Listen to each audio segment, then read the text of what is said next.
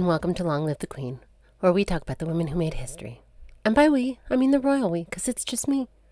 Today we're talking about Margaret of Scotland.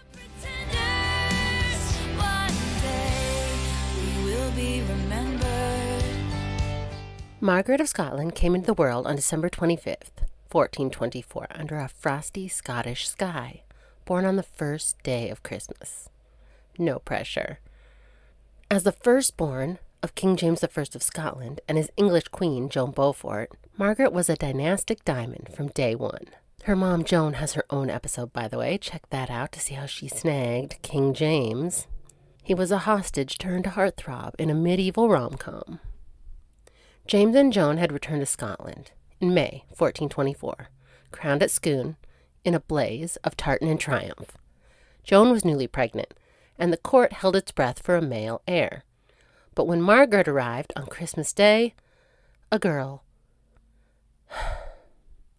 The patriarchy wasn't popping champagne. Scotland in 1424 was a rugged, proud land, clawing its way to relevance on Europe's stage. James I, fresh from 18 years as England's captive, was on a mission to unify his fractious lords and flex Scotland's might. Margaret, with her father's ambition and her mother's English poise, was born to be a bridge between nations, between dreams. Yet in a world obsessed with sons, her cradle was already a battleground. But despite the court's gendered gloom, Margaret's early childhood was steeped in royal privilege and peril. She toddled through the drafty halls of the palace, wrapped in silks and symbolism, under the ever-watchful eyes of a governess who fretted more about dynastic futures than scraped knees. Her father, James I, wasn't exactly a get-on-the-floor-and-play blocks kind of a dad. He was busy being a micromanaging monarch, reshaping a kingdom, one law and one beheaded noble at a time. But he did care deeply about education. His own had been forged in English captivity. Margaret, precocious and perceptive, was raised in a palace that buzzed with poetry, music, and politics. Joan Beaufort, ever the hands-on queen, was a stabilizing presence, equal parts iron and lace. She made sure Margaret's education included French, Latin, court etiquette, and just enough theology to outpray a bishop. The little princess could recite prayers before she could pronounce half her vowels.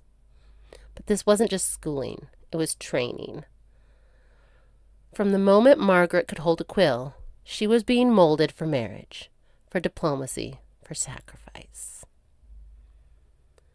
As Margaret grew, the royal nursery expanded, with the court's hopes pinned on a male heir to secure the Stuart line. By autumn 1426, Joan was pregnant again, and whispers of prayers for a little boy filled the halls. Margaret, not yet 2, was too busy charming nursemaids to notice. But when Princess Isabella Stuart arrived, another girl. Strike 2. In 1428, Joan delivered Princess Joan. Yes, another daughter, named after herself because at this point, why not? The court's disappointment was palpable, like a Highland mist you could cut with a claymore. In 1430, Joan's pregnancy carried a heavier promise. Her belly swelled, hinting at something big. On October 16th, she gave birth to twin boys, Alexander and James Stuart. The court erupted in joy, until Alexander died the same day he was born, his tiny flame snuffed out. Twins were a medieval miracle, but a gamble, and 15th century NICUs were non-existent. James, the surviving twin, was a miracle with a twist. A crimson birthmark swept across half of his face, from forehead to chin, like a mask painted by fate. Medieval gossips clutched their rosaries. Was it a sign of greatness or a curse? Either way, James was heir, dubbed Fiery Face in whispers, and Scotland had its prince at last. But one heir wasn't enough. James I was on a revenge tour, crushing nobles who'd betrayed him during his captivity. And Joan kept the royal nursery humming. In 1433, Princess Eleanor Stuart arrived. In 1434, Princess Mary joined the lineup, and in 1436, Princess Annabella completed the set. 6 girls, Margaret, 11, Isabella, 9, Joan, 7, Eleanor, 3, Mary, 2, and baby Annabella. And one precious boy, a royal girl gang with crowns dangling just out of reach, in a world that valued swords over skirts. With a male heir secured, Margaret's role shifted from royal daughter to diplomatic asset, as Scotland sought to strengthen ties abroad. I mean, what are you going to do with 6 daughters, am I right? Still, it wasn't all embroidered textbooks in Latin. Margaret had moments of joy, slipping away to the palace gardens, giggling with her sisters, feeding crumbs to the birds under a watchful nursemaid's glare. But even her playtime was political. Every move she made was observed, noted, and weighed for future value. A future queen doesn't get childhood in the way most children do. She gets rehearsals. And in those rehearsals, Margaret began to shine. The court noticed her charm, her quick wit, her instinct for when to speak and when to listen. Even as a child, she was a bridge between her English mother and her Scottish kin, between old wounds and new hopes. Her life, from the very start, was a tightrope walk between worlds. By 1436 at 11, Margaret was no longer just a princess. She was a pawn in Europe's great game. Scotland and France needed to tighten their anti-England pact. Enter Charles VII of France, the king who ghosted Joan of Arc and survived a war-torn throne. Check out his wife Marie of Anjou's episode for that full saga. Charles picked Margaret to wed his son, Dauphin Louis, a 12-year-old with serious I-hate-my-dad energy. The deal: marry the kids, seal the alliance, and stick it to England. Classic medieval Tinder, but with higher stakes and worse matches. On the 24th of June, 1436, Margaret sailed to France, a porcelain doll in silk, her heart pounding with dreams of chivalry and poetry. She met Louis, a sulky teen with a chip on his shoulder bigger than the Louvre. The wedding, a rushed affair on June 25th, was less fairy tale and more diplomatic speed run. The French court glittering with jewels, Margaret's tiny frame drowning in velvet, Louis scowling like he'd rather be anywhere else. Charles VII rolled in wearing muddy boots and spurs, his riding clothes, and promptly yeeted the Scots out post-ceremony. Why? France's treasury was empty, and he would rather look rude and cheap than broke. It was peak Charles VII chaos. Let's linger a moment on that wedding, because it was the kind of royal spectacle that looked good on parchment, but felt more like a hostage handoff. The 25th of June, 1436, Margaret, 11 years old, barely tall enough to reach the altar candles, stood beside her 12-year-old groom, Dauphin Louis. She wore layers of rich silk that weighed more than her entire body, a living chess piece dressed for a sacrifice. He wore a scowl of a boy forced into diplomacy before puberty. Their hands met, not in love, but in treaty. The full court turned out in full sparkle mode, jewels, lace, and enough cologne to fumigate a castle. But beneath the surface, the air was thick with tension. Charles VII arrived, looking like he'd just wrestled a wild boar, muddy boots, dust-streaked cloak, zero royal polish. He wasn't there for sentiment. He was here to check the alliance off his to-do list. The ceremony was brief, borderline brisk. There was no royal banquet, no courtly dances, no romantic fanfare. As soon as the vows were exchanged, and the ink on the alliance metaphorically dried, Charles told the Scottish entourage to pack up and get out. Apparently, their revelry had bruised the French budget and egos. No thank you feast, no send-off toast, just royal shade and a swift boot out the door. Margaret must have felt the chill Not from the weather, but from the realization that this was not going to be a fairy tale. This was politics. She wasn't just in a foreign land. She was in enemy territory, with a husband who already resented her, a father-in-law too distracted to notice, and a court that spoke a language of elegance and cruelty. She was still learning to decipher.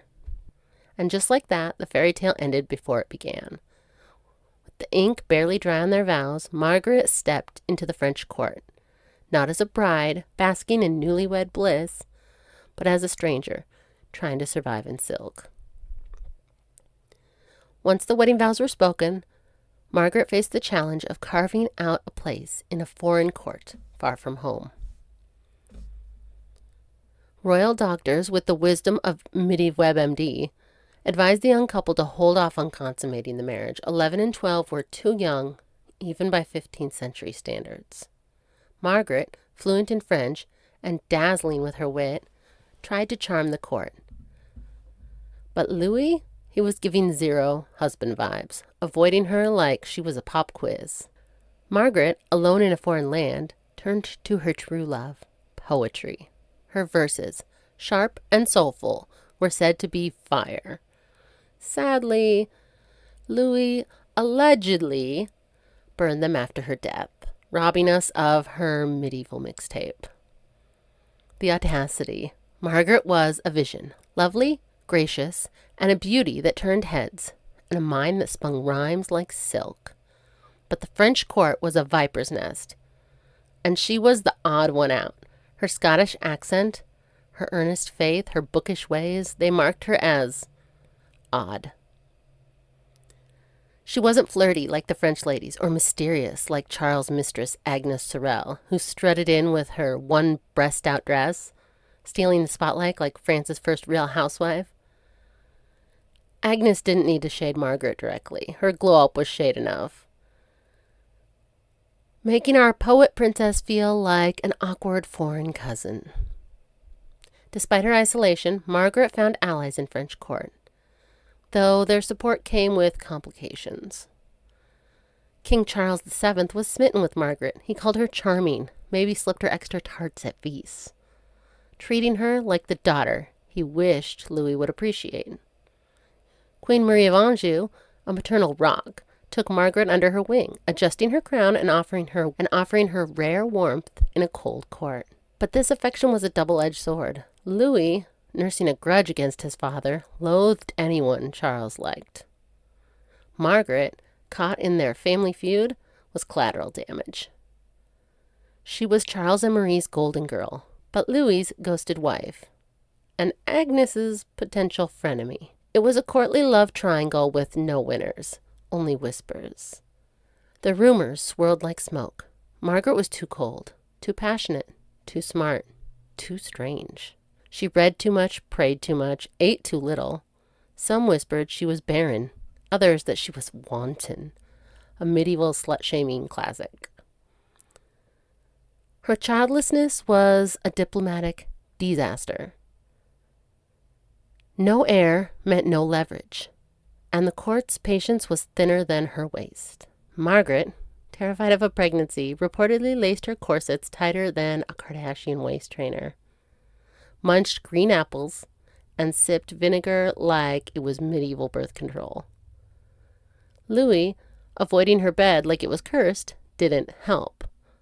Every month without a royal bump fueled the gossip. Was she cursed, unfit, or just not queen material?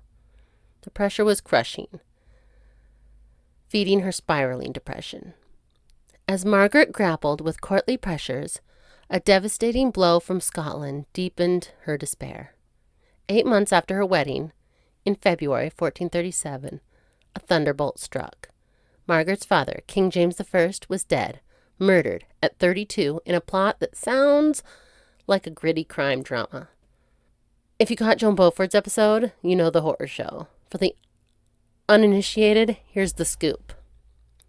James, on a trip, was playing tennis when his balls kept rolling into the sewer exit.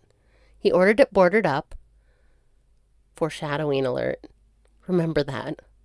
That night, assassins stormed his chambers. Joan and her ladies barricaded the door, one breaking her arm in the chaos. James, desperate, ripped up the floorboards and leapt into the sewer beneath, thinking he'd escape. The ladies replaced the floorboards just in time. But the assassins, sniffing out the loose planks, found him. They chased him through the sewer, only to find the exit all boarded up, thanks to those pesky tennis balls. Trapped in a puddle of raw sewage and balls, James begged for a confessor.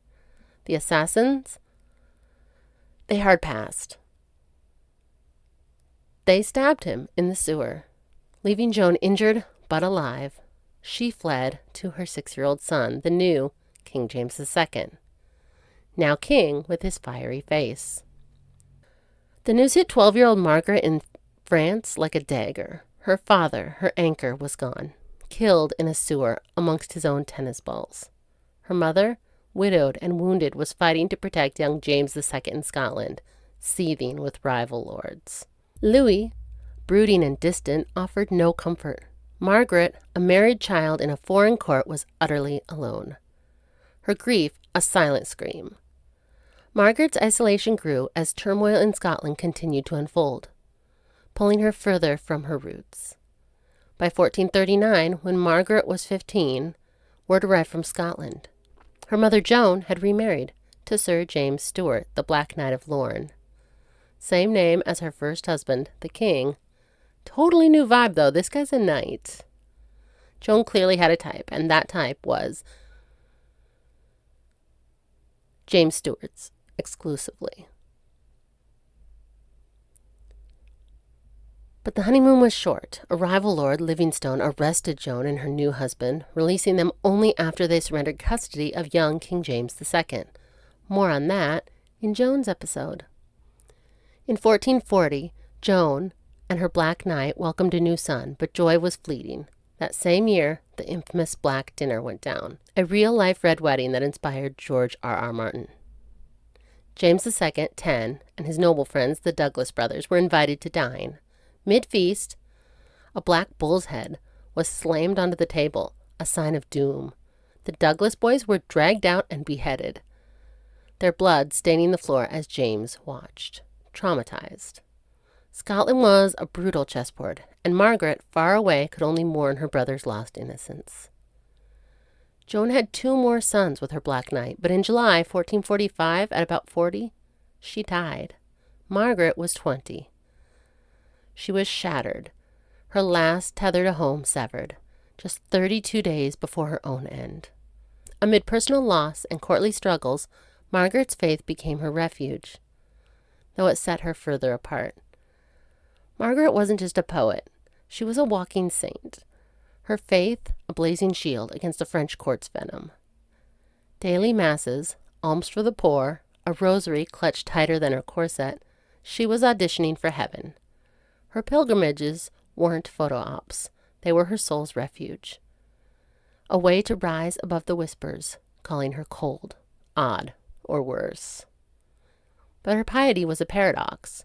It armored her against the court's mean girl energy, giving her purpose while Louis ignored her, yet also alienated her. In a wine-soaked, flirty court, her nun-core vibe was too serious, too holy. The patriarchy sneered. She was praying when she should have been flirting. Her devotion was her strength and her Achilles heel, pushing her to extremes that might have hastened her to the grave. As Margaret's health and spirit waned, a cruel accusation delivered the final wound. It's August 1445. Margaret's 20. She's fading, she's gaunt, she's sad. Her poetry is her only solace. She's on a court pilgrimage, wilting under France's scorching sun. It was hot, and a fever gripped her. Lungs burning. Pneumonia? Perhaps. But the real wound comes from a sleazy soldier, Jamais de Tele, who crashes her poetry reading like a medieval troll. Brandishing a candle, he bellows, "Wanton princess," a public accusation of unchastity. A cultural nuke in 15th century France. The court gasps, jaws on the floor. Chastity was Margaret's brand. Her honor was her shield, and Jamais just torched it right in front of everyone. Margaret, gutted, sobbed on her deathbed, swearing his words killed her. She's not wrong. Honor was everything, and this humiliation was a dagger to her soul. Already battling rumors of being too cold, too Scottish, too barren, this was the final straw. Louis, predictably, did absolutely nothing. Classic. Margaret's last breaths are defiance, her voice weak but fierce, defending her virtue against the haters. Poison? Some did whisper about it, but illness is just as likely. On the 16th of August, 1445, Margaret of Scotland, the poet who dreamed in rhyme, slipped away at 20.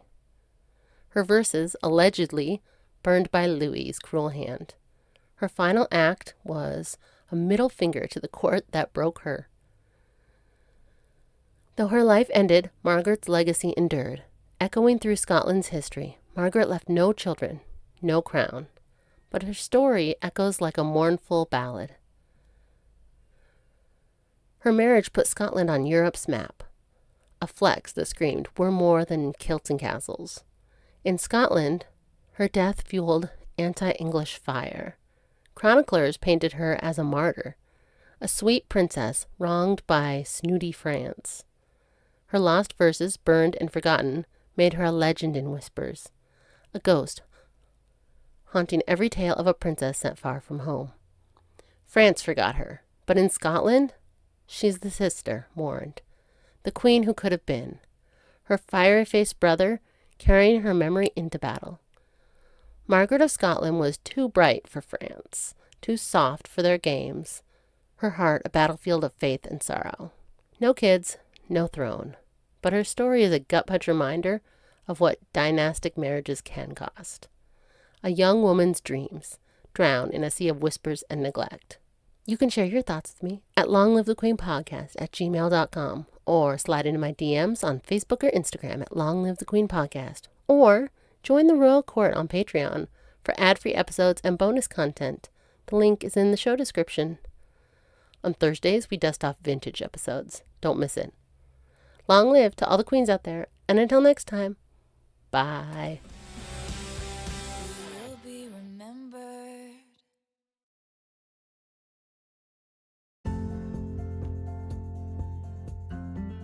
Thanks for listening.